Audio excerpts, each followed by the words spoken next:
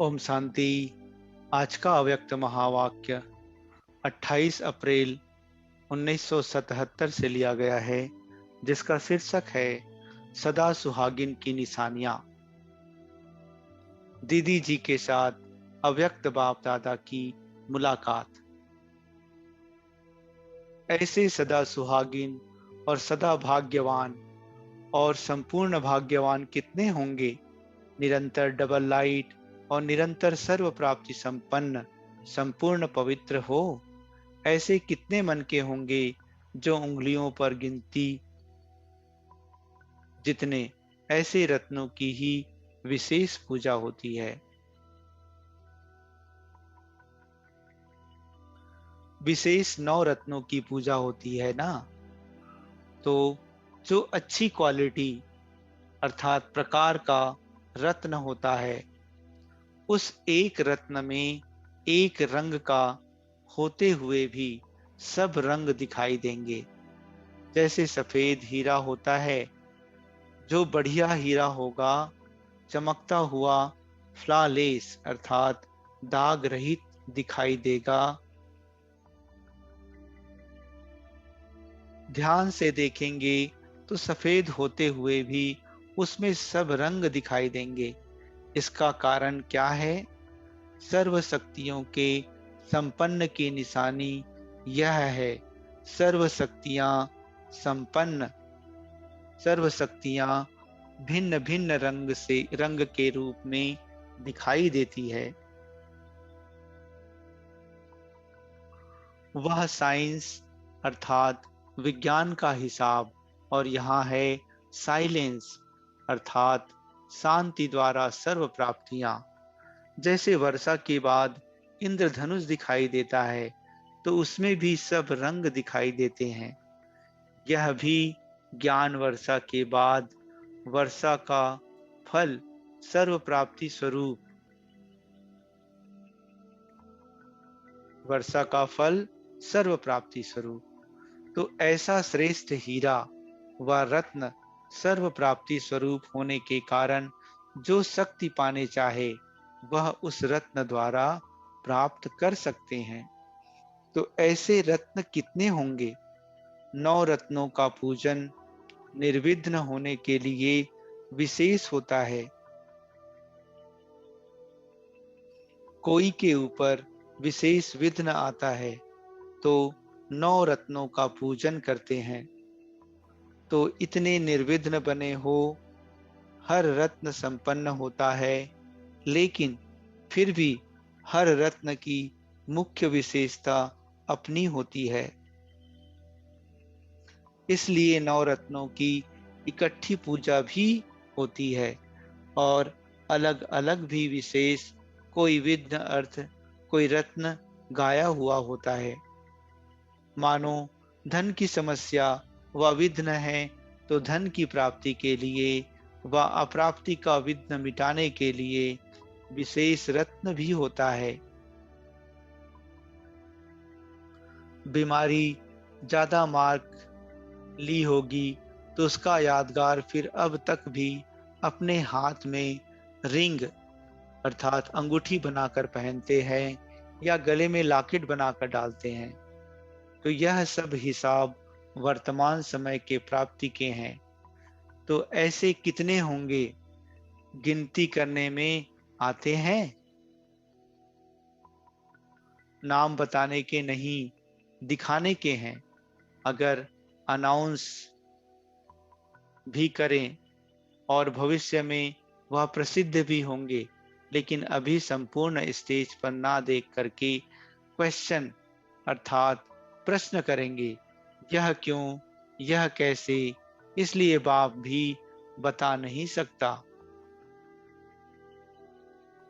दिखा सकते हैं, यह इस गिनती में है, यह हो सकता है, बताने की बात नहीं है। जब अब एक का भी नाम बतावें तो देखना कितने क्वेश्चन उठते हैं। इसमें क्या है, हमारे में क्या नहीं है। इसमें तो यह है, कई क्वेश्चन में समय व्यर्थ गंवाएं, यह भी बाप नहीं चाहते।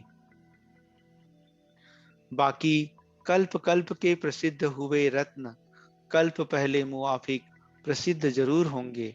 आजकल नाम नहीं काम चाहते हैं। अभी तो हर एक के अंदर यह लक्ष्य है कि मैं ही अपने को क्यों नहीं इतना आगे बढ़ाकर योग्य बनाऊं। अच्छा, विशेष जो मेले की सेवा पर उपस्थित हैं उन्हीं को याद देना, क्योंकि यह सेवा द्वारा बाप से मिलना ही है। योग युक्त हो सुना है, इसलिए बाप दादा सेवाधारियों को सदा सन्मुख ही देखते हैं। ऐसे सेवाधारी कभी भी अपने को दूर नहीं समझेंगे, सन्मुख ही समझेंगे। अच्छा, अन्य दादियों के साथ अव्यक्त बाप दादा की मुलाकात। दूर दूर से अपने जन्मभूमि पर आए हैं। ब्राह्मणों की जन्मभूमि मधुबन है। मधुबन है ना? ऐसे समझते हो कि अपनी जन्मभूमि पर आए हैं। जन्मभूमि का बहुत महत्व रखते हैं और यह फिर अलौकिक जन्मभूमि है।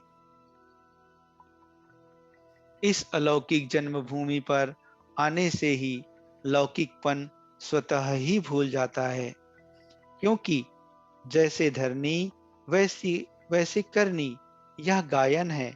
जैसा संग वैसा रंग, जैसा अन्न वैसा मन गाया हुआ है। वैसे ही जैसे धरनी वैसी करनी। अगर कोई तमोगुनी धरनी है तो करनी भी ऐसी हो जाती है। धरनी का प्रभाव कर्म और संस्कार पर पड़ जाता है। जैसे मंदिर में जाते हैं तो भूमि का ही प्रभाव होता है ना। अगर मंदिर की भूमि पर किसी बुरा संकल्प किसी बुरा संकल्प आवे तो वह अपने किसी को बुरा संकल्प आवे तो वह अपने को बहुत पापी समझेगा। वैसे अगर बुरा संकल्प आता तो बुरा समझते। तो यह है अलौकिक भूमि। लौकिकता स्मृति में भी नहीं आएगी। निरंतर कर्मयोगी हो जाएंगे। इसलिए बाप दादा सदैव कहते हैं कि कहाँ भी रहते हो लेकिन अपने को सदा परम धाम निवासी व मधुबन निवासी समझो। निराकार स्थिति के हिसाब से परम धाम निवासी, साकार स्थिति के हिसाब से मधुबन निवासी। मधुबन कहने से ही वैराग्य वृत्ति और मधुरता दोनों ही आ जाती है। स्थिति में बेहद की वैराग वृत्ति और संपर्क में मधुरता दोनों ही चाहिए। स्थान से स्थिति का कनेक्शन अर्थात संबंध है। सभी बेहद के वैरागी बने हो कि अभी कहाँ लगाव है। बेहद के वैरागी का कहाँ भी लगाव व झुकाव नहीं होगा। उसका सदैव इस पुरानी दुनिया से किनारा होगा। बेहद के वैरागी तब बन सकेंगे जब बाप को ही अपना संसार समझेंगे। बाप ही संसार है, तो जब बाप में संसार देखेंगे, अनुभव करेंगे, तो बाकी रहा ही क्या। ऑटोमेटिक अर्थात स्वतः वैराग आ जाएगा ना। बाप ही मेरा संसार है तो संसार में ही रहेंगे, दूसरे में जाएंगे ही नहीं, तो किनारा हो जाएगा। संसार में व्यक्ति व वैभव सब आ जाता है, तो बाप को ही अपना संसार बनाया है कि आगे कोई संसार है, कोई संबंध व कोई संपत्ति है क्या। बाप की संपत्ति सो अपनी संपत्ति। तो इसी स्मृति में रहने से ऑटोमेटिक बेहद के वैरागी हो जाएंगे। कोई को देखते हुए भी नहीं देखेंगे, दिखाई ही नहीं देवेंगे, दिखाई ही नहीं देगा। अच्छा, स्मृति में रहने से समर्थि आती है। अगर समर्थि होगी तो कोई भी परिस्थिति स्वस्थिति को डगमग नहीं करेगी। परीक्षाओं को एक खेल समझकर चलेंगे।